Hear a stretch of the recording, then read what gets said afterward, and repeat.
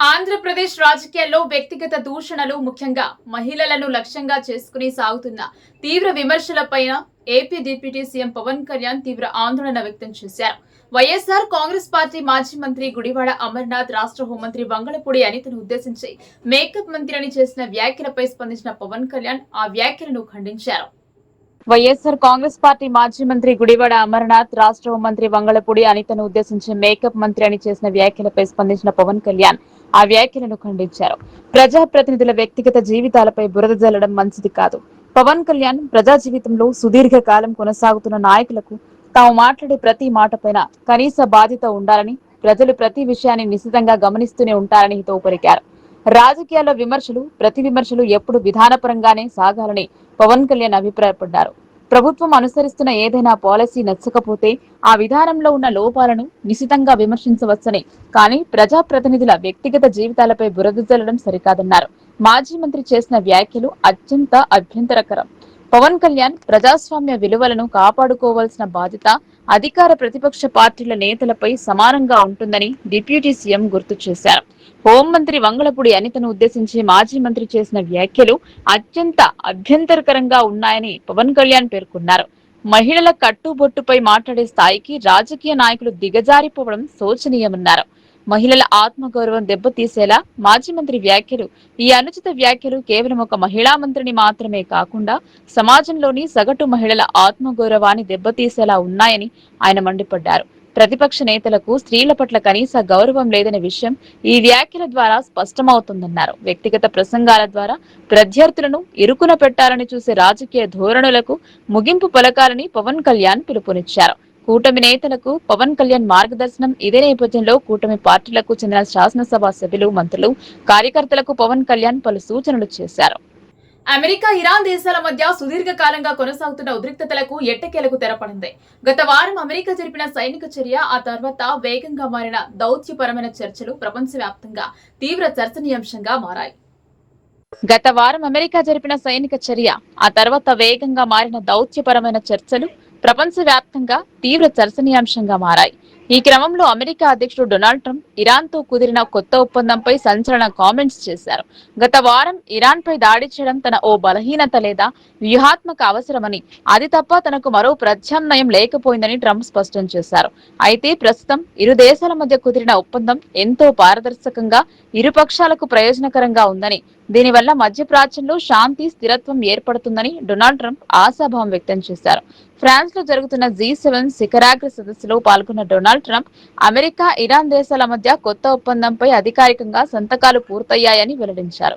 ఈ historical deal ఖచ్చితంగా విజయవంతం అవుతుందని, రాబోయే రోజుల్లో జరగబోయే తదుపరి దశ చర్చలు మరింత సులభతరం అవుతాయని ఆయన పేర్కొన్నారు. తాము తీసుకున్న ఈ మొదటి అడుగు భవిష్యత్తు ప్రక్రియను సుగమం చేస్తుందని ట్రంప్ వివరించారు. అంతేకాకుండా అంతర్జాతీయ వాణిజ్యానికి, ప్రపంచ చమురు సరఫరాకు అత్యంత కీలకమైన హోర్ముజ్ జలసంధి ఈ శుక్రవారం నాటికి పూర్తిగా తెరుచుకుంటుందని, దీనివల్ల వ్యాపార లావాదేవీలు యథాతథంగా సాగుతాయని ట్రంప్ వెల్లడించారు. ఇదే సమయంలో ఇరాన్ లో అమెరికా ఎలాంటి పెట్టుబడులు పెట్టబోదని స్పష్టం చేశారు. వస్తున్న వార్తలన్నీ పుకార్లేనని కొట్టిపారేశారు. నిజానికి గత వారం ఇరాన్ పై దాడి చేయడం తనకు ఇష్టం లేదని, కానీ పరిస్థితుల ప్రభావం వల్ల ఆ నిర్ణయం తీసుకోక తప్పలేదని ట్రంప్ పేర్కొన్నారు. అయినప్పటికీ ఆ దాడి తర్వాత ఏర్పడిన వ్యూహాత్మక పరిస్థితిలో దౌత్యపరమైన ఒప్పందాలు ఉద్రిక్తతలను తగ్గించడంలో ఎంతగానో సహాయపడ్డాయని ఆయన అభిప్రాయపడ్డారు.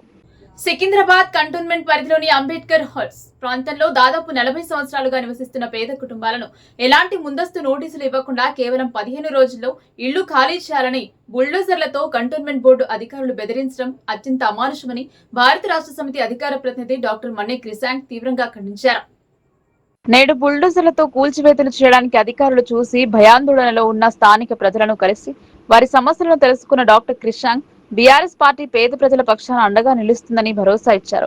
బాధిత కుటుంబాల తరపున న్యాయపరమైన పోరాటం చేస్తూ కోర్టులో పిటిషన్ దాఖలు చేసి స్టే ఆర్డర్ తీసుకురావడానికి అవసరమైన సహాయ సహకారాలు అందిస్తామని తెలిపారు. ఈ సందర్భంగా ఆయన మాట్లాడుతూ శ్రీ కేటీఆర్ గారికి ఈ రోజు బుల్డోజర్ల రాక విషయమై సమాచారం ఇవ్వడం జరిగింది. ఖచ్చితంగా అన్ని విధాలుగా న్యాయపరంగా అండగా ఉంటామని హామీ ఇచ్చారు. 4 దశాబ్దాలుగా నివసిస్తున్న కుటుంబాలను ఒక్కసారిగా రోడ్డున పడేయడం అన్యాయం. ఈ ప్రజలకు ప్రత్యామ్నాయ నివాసం చూపకుండా ఇళ్లను కూల్చివేయడం మానవత్వానికి విరుద్ధమని అన్నారు. రాష్ట్రంలో కాంగ్రెస్ ప్రభుత్వం అధికారంలోకి వచ్చి దాదాపు 3 సంవత్సరాలు పూర్తవుతున్నప్పటికీ హైదరాబాద్ నగరంలో ఒక్క ఇందిరమ్మ ఇళ్లు కూడా నిర్మించలేదని ఆయన విమర్శించారు. ఇళ్లు నిర్మించాల్సిన ప్రభుత్వం పేదల ఇళ్లను కూల్చడంలో మాత్రమే ఆసక్తి చూపుతోంది. ఇక్కడి పేద ప్రజల గుడిసెలను కూల్చేస్తే వారు ఎక్కడికి వెళ్లాలి అని ప్రశ్నించారు.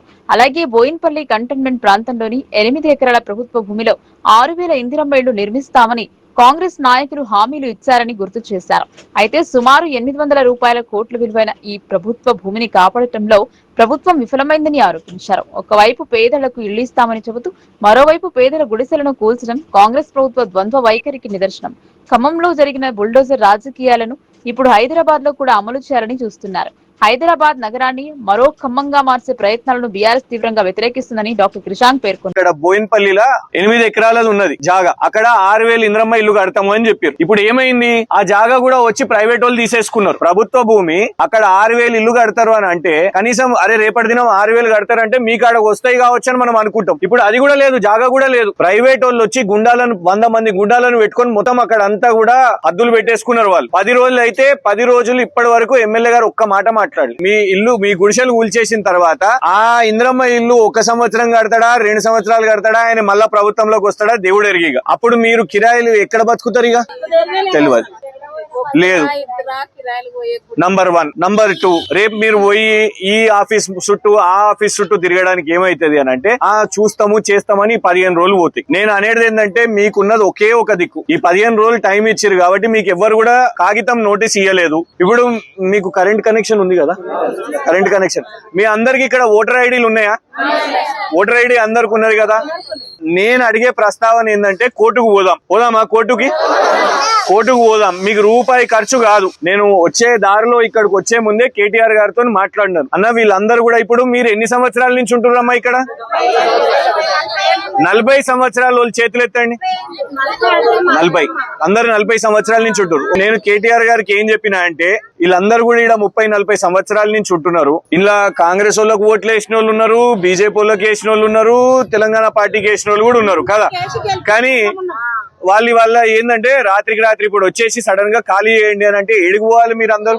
కేటీఆర్ గారు మీకు ఏమని చెప్పారు అంటే రూపాయి ఖర్చు కాకుండా మీ దగ్గర ఒక్క పైసా కూడా ఖర్చు కాకుండా రేపు కోర్టుకు పోదాం. మీకు ఇక్కడ ఏమేమి డాక్యుమెంట్స్ ఉన్నాయి? మీకు ఇక్కడ ఆధార్ కార్డు కూడా ఇక్కడనే ఉన్నదా? ఆధార్ ఎంత మందిది ఉంది ఇక్కడ? అందరు ఆధారా? కొందరు చేతులు ఎత్తుతలేరు. అందరు ఆధార్ ఉన్నది. ఓటర్ కార్డు అందరిది ఉన్నది. రేషన్ కార్డులు కూడా ఉన్నాయా? ఈ 3 జిరాక్స్లు తీసుకోండి. బిల్లు కడుతున్నారా? బిల్లు కట్టిరా? ముందు ఎప్పుడన్నా కట్టిరా?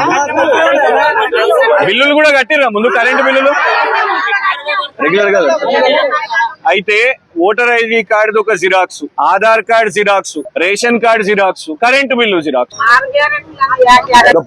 ఈ 6 గ్యారెంటీలు పక్కన పెట్టడం వాళ్ళు మర్చిపోయారు దాని గురించి. అసలు మిమ్మల్ని నమ్మించే మీకు అది ఏంటది, అది బస్సులో ఫ్రీ చేపించిండు అని వీళ్ళ దగ్గర టికెట్ పైసలు పెంచిండు.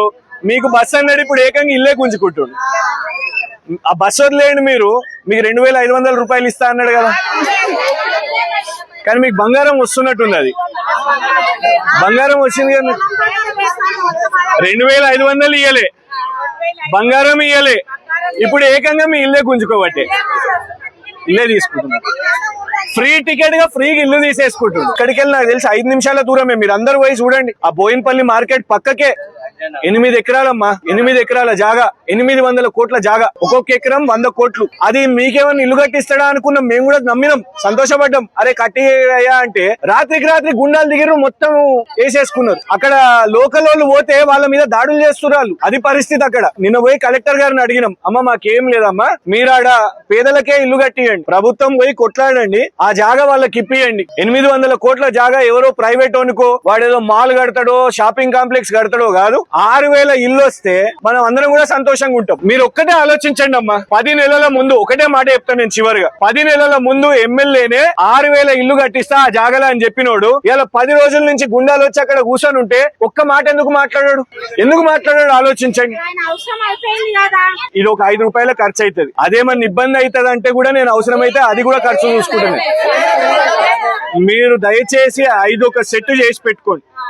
మీరు ఇక్కడికి వెళ్ళి ఖాళీ చేసి వెళ్ళిపోవాలని చెప్పి వీళ్ళందరూ కూడా ఒక్క నిమిషం అమ్మా కూర్చోండి ఒక్క 2 నిమిషాలు కూర్చోండి. వీళ్ళందరికీ ఆధార్ కార్డులు ఉన్నాయి. ఇక్కడ ఇదే అడ్రస్ మీద ఆధార్ కార్డులు ఉన్నాయి, ఇదే అడ్రస్ మీద ఓటర్ ఐడి కార్డు ఉంది, ఇదే అడ్రస్ మీద కరెంట్ కనెక్షన్ ఉన్నది, ఇదే అడ్రస్ మీద రేషన్ కార్డు ఉన్నది, ఇదే అడ్రస్ మీద గ్యాస్ కనెక్షన్ కూడా ఉన్నది. సో వీళ్ళు ఇక్కడ ఎన్నో సంవత్సరాల నుంచి ఓట్లు వేస్తున్నారు. ఇవన్నీ కూడా వాళ్ళకు ఉన్నాయి కాబట్టి దయచేసి వాళ్ళందరూ కూడా మిమ్మల్ని కోరేది ఏంటంటే ఓట్లు ఈ ఒక్కొక్కళ్ళ దగ్గర 5 తీసుకోమని చెప్పినాం. ఇవి సెట్ ఇప్పుడు మనం వచ్చినాం కదా, ఈ 10 రోజులు అయితే మీ జోలికి రారు. ఓకేనా? అంతా మీ జోలికి వస్తున్నారంటే అవసరమైతే కేటీఆర్ గారిని కూడా బతిమలాడి తీసుకుని వస్తాం. సరేనా? ఓకేనా? వస్తున్నాం. ఆంధ్రప్రదేశ్ లో నారా చంద్రబాబు నాయుడు నాయకత్వంలో కూటమి ప్రభుత్వ పాలన జనరంజకంగా సాగుతుందని కర్నూలు జిల్లా డోన్ ఎమ్మెల్యే మరియు రాజకీయ కేంద్ర మంత్రి కోట్ల సూర్య జయప్రకాష్ రెడ్డి అన్నారు. కూటమి ప్రభుత్వ పాలన 2 సంవత్సరాలు పూర్తి చేసుకున్న సందర్భంగా ఆయన డోన్ లో జరిగిన సభలో మాట్లాడారు. ఈ సందర్భంగా గత వైసీపీ ప్రభుత్వం నిర్వాహకాలపై ఖండించారు.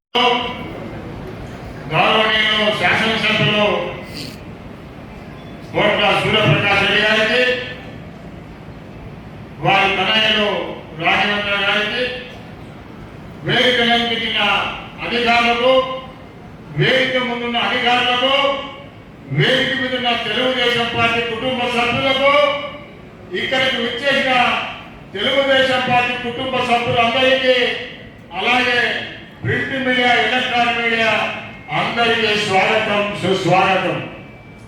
ఈరోజు 2 సంవత్సరాలు గడిచింది తెలుగుదేశం పార్టీ అధికారంలోకి వచ్చి. చాలా మంది అడుగుతా ఉన్నారు, మీరు ఏమి చేసినారని చెప్పి అడుగుతా ఉన్నారు.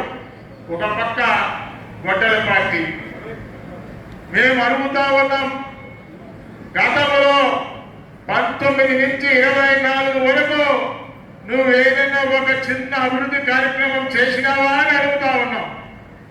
ఒక్క ఉద్యోగం ఏమైనా ఇచ్చినావా అని అడుగుతా ఉన్నాం. పిఎస్సీలో కానీ పోలీస్ శాఖలో కానీ ఎక్కడైనా ఇచ్చినామంటే నేను 1,30,000 ఉద్యోగాలు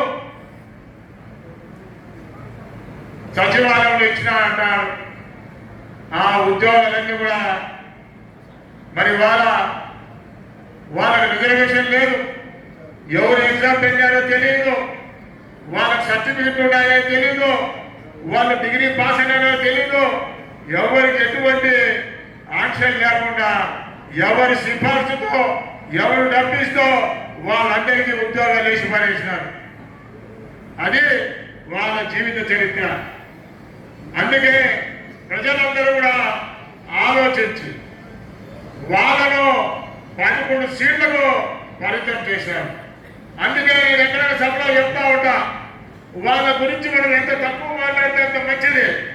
ఎందుకంటే ప్రజలు తిరస్కరించిన తర్వాత వాళ్ళ గురించి మనమేదే మాట్లాడింది, అంటే అది అవసరమైన నేను అడుగుతాను. ప్రజలు తిరస్కరించి పారేశారు వాడిని, త్వరనైనా అడిగిపోయి బెంగళూరు పంపకపోతే అటువంటి వాడిని తీసుకొచ్చి మనం బహిరంగ సభలో రోజు మాట్లాడితే ఇదేమైనా అవసరమా అని నేను అడుగుతాను. మరి సంక్షేమ కార్యక్రమం ఆనాడు ఎన్టీ రామారావు గారు పార్టీ పెట్టినప్పుడు ఈ దేశంలో ఎక్కడ కూడా పెన్షన్ అనే కార్యక్రమం లేదు. 30 రూపాయలతో ఎన్టీ రామారావు గారు సంక్షేమ పథకాన్ని ప్రారంభించిన ఘనత తెలుగుదేశం పార్టీ ఎన్టీ రామారావు గారిని చెప్పి తెలియజేస్తా ఉన్నా. అదేవిధంగా ఆ కాలంలోనే సంక్షేమం అందించాలని ఎన్టీ రామారావు గారు 2 రూపాయల కిలోమీటర్ పాస్పోర్ట్ 50 రూపాయలకు సగం చేరిన ధరకి చీర గోవతి ఇవ్వడం జరిగింది. పక్కా గృహ నిర్మాణాన్ని ప్రారంభించింది తెలుగుదేశం పార్టీ అని చెప్పి ఘంటాపదంగా తెలియజేస్తా ఉన్నాడు మీ అందరికీ కూడా. అంతకుముందు గుడిసెలు వేసేవాళ్ళు, ఒక ఆయన పేరు ఉంది గుడిసెల వెంకటస్వామిని, 100 గుడిసెలు వేసేది, డబ్బులు రాజేసేది, పొద్దున్న గుడిసెలు మాయమైపోతాయి, లేకపోతే కాలిపోయింటాయి. ఇది వాళ్ళ సంస్కృతి. కాబట్టి ఏదైనా సరే ఇవాళ మనం చెప్పింది 10 మందికి తెలియాలి, మనం చేసింది 10 మందికి చెప్పాలి. ఎందుకంటే మనం చెప్పుకోలేకపోతే మనమే బలహీనపడిపోతాం. ఎందుకంటే మనం చేసింది చెప్పాలని చెప్పేసి చంద్రబాబు నాయుడు పదే తెలియజేస్తా ఉంటాడు. అందులో భాగంగా ఇవాళ పెన్షన్ చాలా మందికి ఇవాళ తెలియదు. మనము చాలా కుటుంబాలకు ఇవాళ 4,000 రూపాయలు పెన్షన్ ఇస్తాము, నెల ఇస్తా ఉన్నాం. అంటే మనం ఏదో వెళ్ళి ఆ గ్రామానికి వెళ్ళి 4,000 రూపాయలు ఇచ్చేసాం, సార్ మేము ఇచ్చేసినాం, మా ఫోటోలు అప్లోడ్ చేసినాం అని తెలియజేస్తారు. దయచేసి మనం ఆ 4,000 రూపాయలు ఇచ్చేటప్పుడు ఆ కుటుంబానికి చెప్పాలా, అయ్యా మేము ఈ 5 సంవత్సరాల కాలంలో మీ ఇంటికి 2,40,000 రూపాయలు 5 ఏళ్ల కాలంలో ఇస్తామని చెప్పి తెలియజేయాలా. అదేవిధంగా 6,000 రూపాయలు ఇచ్చే వికలాంగులకు ఇచ్చే పెన్షన్ కూడా మనం 5 ఏళ్ళకి ఎంత ఇస్తున్నామంటే 3,60,000 రూపాయలు ఇస్తా ఉన్నాం. అదేవిధంగా మరి ఎవరైతే ఈ యొక్క కిడ్నీ వ్యాధులు ఉన్నారు, డయాలసిస్ చేసుకుంటున్నారో వాళ్ళకు నెలకు 10,000 ఇస్తున్నాం. 5 ఏళ్లలో వాళ్ళకి ఇచ్చేది 6 లక్షల రూపాయలు ఇస్తా ఉన్నాం. అలాగే మంచానికి పరిమితమైన వ్యక్తులకు మనం ఇచ్చే కార్యక్రమం నెలకు 15,000.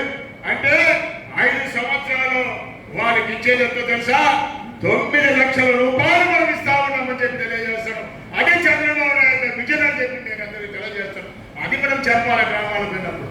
అది చెప్పినప్పుడు మీరు సాగిన సమస్యలో బలోపేతమవుతారు. అది కాక వారి యొక్క తోడ్పాటుతో గ్రామాల అభివృద్ధి మీరు చేసుకుంటే మీకు మిమ్మల్ని మీద బలోపేతమై అవతల వ్యక్తి మీ దగ్గర రావాలంటే భయపడే విధంగా మీరు అభివృద్ధి చెందాలని చెప్పి తెలియజేస్తా ఉన్నారు. అదేవిధంగా అన్నా క్యాంటీన్ గతంలో 5 సంవత్సరాలు అన్నా క్యాంటీన్ మూసివేసినాడు, కొన్ని అన్నా క్యాంటీన్లను పడగొట్టాడు. మీ అందరికీ తెలుసు. ప్రజా వేదిక కూలగొట్టినప్పుడే వీడు పోయినాడు అని ఆయన అనుకున్నాం. ఎప్పుడైతే ప్రజావేదిక డబ్బులుగా కట్టినటువంటి ప్రజావేదిక దాన్ని కూల్చివేసినప్పుడే వీడి అహంకారం, వీడి పిచ్చి చేశాడు, వీడి వెరితనము బయటపడింది. అందుకే వీడు పనికిరాలని చెప్పేసి ప్రజలు భావించి ఆనాటి నుంచి మరి ప్రజలంతా నిర్ణయించుకోవడం జరిగింది. అతన్ని 11 సీట్లకే పరిమితం చేయడం జరిగింది. అదేవిధంగా నిరుద్యోగులు డిఎస్సి మనందరం చెప్తా ఉన్నాం. హైకోర్టులో వేశారు, సుప్రీంకోర్టులో వేశారు, అన్ని కూడా మనం రద్దు చేసుకొని కొట్టేసుకొని డిఎస్సి పకడ్బందీగా నిర్వహిస్తే సంవత్సరం తర్వాత మన చంద్రబాబు నాయుడు, పవన్ కళ్యాణ్, లోకేష్ బాబు గారు మరి బీజేపీ లీడర్లందరూ కలిసి వారి కుటుంబాలతో కలిసి వారితో సహభాగిత భోజనం చేసి ఆ రోజు 16,000 మందికి ఉద్యోగ నియామక పత్రాలు ఇస్తే సంవత్సరం తర్వాత అయ్యా వేసినాడు, నిద్ర వేసినాడు. మనల్ని అన్నాడు దాంట్లో సామాజిక వర్గం, ఒకే సామాజిక వర్గం, కమ్మ సామాజిక వర్గానికి ఉద్యోగాలను ఇచ్చినాడు. దాని మీద కూడా మన వాళ్ళు క్లారిటీ ఇచ్చినారు. కాపులకు ఫస్ట్ ఫేజ్, సెకండ్ ఫేజ్ రెడ్డిస్తూ 3వ ఫేజ్లో కమ్మోళ్ళని. అంటే వీడు ఏదో విధంగా ఫేక్ ప్రచారంలో మునిగి తేలుతా ఉన్నారు. వీళ్ళ కింద నాయకులు కూడా అట్లే తయారైపోయినారుగా. ఒకరైనా ఆలోచన లేదు. వీళ్ళు ఏదో గాలి వస్తే గెలుస్తామని ఉన్నారు. గాలి లేదు, మీకు టైర్ పంచర్ అయిపోయింది. ఆ టైర్ మార్చే నాదుడు కూడా మీకు లేదని చెప్పి తెలియజేస్తా ఉన్నాను. అదేవిధంగా తల్లికి వందనం గతంలోనే ఆయన తాము 2 ఇస్తా అని చెప్పినాడు, కానీ ఒకరికే ఇచ్చినాడు. మనము ఎలక్షన్లో చెప్పాం, ఎంతమంది పిల్లలు ఉంటే అంతమంది పిల్లలకి ఇస్తామని. మొదటి వేశాం, రేపు నెలలో 2వ విడత కూడా వేయబోతామని చెప్పి తెలియజేస్తా ఉన్నాం. అది తల్లికి వందనమని తెలియజేస్తా ఉన్నాం. అదేవిధంగా స్త్రీశక్తి, మా అమ్మలు ఉన్నారు ఇక్కడ, వాళ్ళ మనవళ్ళు చూడాలో, కోడలు చూడాలనో, లేకుంటే అల్లుని చూడాలనో, మా అమ్మని చూడాలనో, ఎక్కడికన్నా పోవాలంటే పాపము భర్తలు డబ్బులు ఆడుతా ఉన్నాడు టికెట్ల కోసం. చంద్రబాబు నాయుడు ఎవరిని ఆలోచించి వాళ్ళకు ఉచిత బస్సు సౌకర్యం కల్పించడం జరిగింది. ఇవాళ మా తల్లులందరూ కూడా హ్యాపీగా బస్సు ఎక్కి ఛార్జీలు చక్కగా 6 గంటలు అడిగిపోయేస్తాడు. అదేవిధంగా మరి వికలాంగులు కూడా వారికి కూడా ఉచిత బస్సు సౌకర్యాన్ని ఏర్పాటు చేయడం జరిగింది. కాబట్టి ఇవన్నీ కూడా మనం లెక్కేస్తే ఇవన్నీ సంక్షేమ కార్యక్రమం. అయ్యా, సంక్షేమ కార్యక్రమాలు ఏవి కూడా ఊరికి రావు. ఏ ఒక్క సంక్షేమ కార్యక్రమాలు ప్రకటిస్తే 1000 కోట్లు ఖర్చు అవుతుంది. ఇప్పుడు మనము అమలు చేసేటది కూడా 1,00,000 కోట్ల పైన సంవత్సరానికి అవుతా ఉంది. ఇవన్నీ కూడా చంద్రబాబు నాయుడు ఆలోచించి ప్రజలు సుఖశాంతంతో ఉండాలా, వారు ఏ ఇబ్బంది పడకూడదని చెప్పేసి ఇవాళ ఈ కార్యక్రమాలు తీసుకుంటారు. అలాగే అన్నదాత సుఖీభా, అదేవిధంగా ఆటో డ్రైవర్, మత్స్యకారుల కుటుంబాలకు ఈ విధంగా డబ్బులు వేస్తా పోతారు. అదేవిధంగా చేనేత వారికి 200 యూనిట్లు, మరమగ్గాలకు 500 యూనిట్లు కరెంటు ఉచితంగా ఇవ్వడం జరుగుతూ ఉంది. ఇవన్నీ కూడా ఆర్థికమైన ఇబ్బందులతో కూడుకున్నటువంటి తెలియజేస్తాను. అదేవిధంగా ఇవాళ సోలార్ పార్కు, కరెంటు ఉత్పత్తి చేసిన సోలార్ పార్కు మనమంతా గ్రామాల్లో చెప్పాలా. ప్రతి ఇంటి మీద కూడా మనం సోలార్ పార్క్ ఏర్పాటు చేసుకోవాలా. ఎందుకంటే కరెంటు మనకు ఉచితంగా వస్తుందని చెప్పి మీకు అందరికీ తెలియజేసి చాలా ఇంపార్టెంట్ ఇది. సోలార్ పార్కు, సోలార్ మన ప్రతి ఇంటి మీద కూడా ఏర్పాటు చేసుకునే విధంగా మనం వాళ్ళను ఉత్తేజపరచాలా, వాళ్ళకి ఆ పని చేయించాలని చెప్పి తెలియజేస్తాను. అలాగే మరి ఇవాళ చాలా మంది అడుగుతున్నారు, మీరు వచ్చి 2 నెలలు ఏమైందని. అయ్యా తిరుపతిలో బుల్లెట్ మీ అందరికీ తెలుసు, ఒక పాట కూడా ఉంది బుల్లెట్ మీద. కాబట్టి చుక్కు చుక్కు బండి బుల్లెట్ అని చెప్పి పాటలు బ్రహ్మాండంగా పాడతారు అది. కాబట్టి బుల్లెట్ ఫ్యాక్టరీ దాదాపు 4,000 చిల్లర కోట్లతో ఇవాళ తిరుపతిలో రాబోతా ఉంది. దాన్ని కూడా అలాగే అనకాపల్లిలో 1,00,000 చిల్లర కోట్లతో స్టీల్ ప్లాంట్ ఎవరైనా ఊహించినారా? అది 2 ఏళ్ల కాలంలో మనం స్టీల్ ప్లాంట్ కూడా వచ్చి మనం ప్రారంభించుకోబోతా ఉన్నాం. అదేవిధంగా కడపలో కూడా స్టీల్ ప్లాంట్ రేపు నెలలో చంద్రబాబు నాయుడు గారు ఏ విధంగా పనులు జరుగుతాయని చెప్పి చూసేదానికి ఆయన వస్తా ఉన్నాడు. రేపు నెలలో స్టీల్ ప్లాంట్ కడపలో కూడా రాబోతా ఉంది. అదేవిధంగా ఇవాళ ఎన్నో విషయాలు, ఐటీ పరిశ్రమ, వైజాగ్లో ఐటీ పరిశ్రమ ఇవాళ, అదేవిధంగా తిరుపతిలో ఎన్నో కాలేజీలు, అదేవిధంగా మరి కర్నూలులో కూడా మీకు అందరికి కూడా త్వరలోనే మరి హైకోర్టు డివిజన్ బెంచ్ రాబోతా ఉందని చెప్పి కూడా తెలియజేస్తా ఉన్నాం.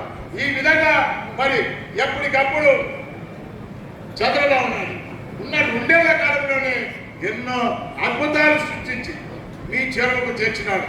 కాబట్టి ఇది చంద్రబాబు నాయుడు ఒకటే కాదు, మన అధికారులు కూడా అటు పోలీస్ శాఖ కానీ, జిల్లా కలెక్టర్ కానీ, అధికారులందరూ కూడా వారి సహాయ సహకారాలతో మన పార్టీ కార్యకర్తల భుజస్కంధాల మీద వేసుకొని చంద్రబాబు నాయుడు చేసే కార్యక్రమాలను కూడా ఇవాళ ముందుకు తీసుకెళ్తా ఉన్నాం. కాబట్టి అందులో భాగంగా మనం ఈరోజు ఇటువంటి కార్యక్రమాలు తీసుకొని ఇవాళ ప్రజల మన్నలు పొందుతాం. కాబట్టి ఏదేమైనా సరే మీరందరూ కూడా ఈ యొక్క అభివృద్ధిలో మనం అందరం పాల్పంచుకోవాలి. అదేవిధంగా ఒక పక్క పోలవరం 2027కు పోలవరాన్ని పూర్తి చేసి గోదావరి పుష్కరాలకు ముందే జాతికి అంకితం చేయాలని చెప్పి చంద్రబాబు నాయుడు గారు ప్రతిజ్ఞ పొందారు. అదేవిధంగా అమరావతి పాపం 5 ఏళ్ళు అమరావతి కనపడలేదా గత ప్రభుత్వానికి. వాడు పుట్టినా కొడుకైనాడు, పుట్టినా కొడుకైనా తెలుసు. కానీ 5 ఏళ్ల కాలం కనీసం అమరావతి పక్క చూడాలి. ఇవాళ అమరావతిని పరుగులు పెట్టించి ప్రతి నెల ఏదో ఒక బిల్డింగ్ ఓపెన్ చేయాలని ప్రతిక్షేపంలో ఉన్నారు. తప్పకుండా అమరావతి కూడా పరుగులు పెట్టిస్తారని చెప్పి తెలియజేస్తూ మన అందరం కూడా ఇన్ని కార్యక్రమాలు చేస్తున్నటువంటి తెలుగుదేశం పార్టీ చంద్రబాబు నాయుడు గారికి మనం బలం చేకూర్చాం. ఆ బలం చేకూర్చాలంటే రాబోయే కాలంలో తొందరలోనే ఆగస్టు తర్వాత ఎప్పుడైనా సరే స్థానిక సమస్యలు ఎన్నికలు రాబోతా ఉన్నాయి. మీరందరూ కూడా సిద్ధంగా ఉండాలా. మిమ్మల్ని చూసి గొడ్డల పైకి భయపడాలా. ఎవరైనా అయిపోతే నామినేట్ చేస్తే మమ్మల్ని ఏమో చేస్తారా, మనకి ఎందుకు ఈ ఎలక్షన్స్, ఇంట్లో మనకుంటే 10 రూపాయలు మిగులుతారని చెప్పేసి ఆ భావన కల్పించారు. కాబట్టి స్థానిక సమస్యలో తెలుగుదేశం పార్టీ బావుట ఎగరవేలా, తెలుగుదేశం పార్టీ జెండా ఎగరాలని చెప్పేసి లోన్ నియోజకవర్గంలో మీ అందరినీ కోరుతా ఉన్నా. ఇప్పుడు ఒక ఆయన మాట్లాడారు, సూర్యప్రకాష్ రెడ్డి గారికి చంద్రబాబు నాయుడు ఆశీస్సులు కావాలని. అయ్యా మీకు టికెట్ ఇచ్చినప్పుడే మీకు అర్థం కాలేదా కోట్ల ఫ్యామిలీ అంటే ఏమో? చంద్రబాబు నాయుడు గారు ఎన్నో రకాలుగా ఆలోచించి సూర్యప్రకాష్ రెడ్డి గారిని ఎమ్మెల్యే టికెట్ ఇవ్వడం అంటే ఆయన మనసులో ఏదో ఉండాలి. ఎప్పుడో ఒకరి తలుపు తట్టగా పోలని చెప్పేసి నేను తెలియజేస్తాను. టికెట్ ఇచ్చినప్పుడు మీరు అర్థం చేసుకోవాలి. ఇంతమందిని కాదని ఆయన పిచ్చి టికెట్ ఇచ్చాడంటే మీకు ఒకటే, ఆయన గెలుస్తాడు. నియోజకవర్గంలో ఈ కొండను ఢీకొనాలంటే ఈ కొండే సరైనదని చెప్పేసి ఈ కోట్ల విజయభాస్కర్కి రాజకీయ టికెట్ అని చెప్పేసి ఇవ్వడం జరిగింది. కాబట్టి ఏమైనా సరే మనం సంక్షేమ కార్యక్రమంలో ముందున్నాం. ఇంకా రాబోయే కాలంలో ఇంకా కొన్ని సంక్షేమ కార్యక్రమాలు ఇవ్వాలి, ఇస్తారు కూడా. కాబట్టి వీటన్నిటిని దృష్టిలో పెట్టుకొని మీరందరూ కూడా అధికారులతో మమ్మకమై వాళ్ళతో కలిసిమెలిసి తిరిగి మన గ్రామాలు కానీ పట్టణాలు కానీ అభివృద్ధి చేసుకునే విధంగా మీరు ముందుకు సాగుతారని చెప్పి తెలియజేస్తూ ఈ అవకాశం ఇచ్చిన మీ అందరికీ కూడా కృతజ్ఞతలు సెలవు తీసుకుంటాను. జై హింద్, జై తెలుగుదేశం, జై తెలుగుదేశం, జై తెలుగుదేశం. ఈరోజు మనం తెలుగుదేశం పార్టీ నుంచి 2 సంవత్సరాలు పూర్తి చేసుకున్నాం. ఆ సందర్భంగా రాష్ట్ర వ్యాప్తంగా మీటింగ్ పెట్టుకొని తెలుగుదేశం చేసిన కార్యక్రమం గురించి మాట్లాడుకుంటున్నాం.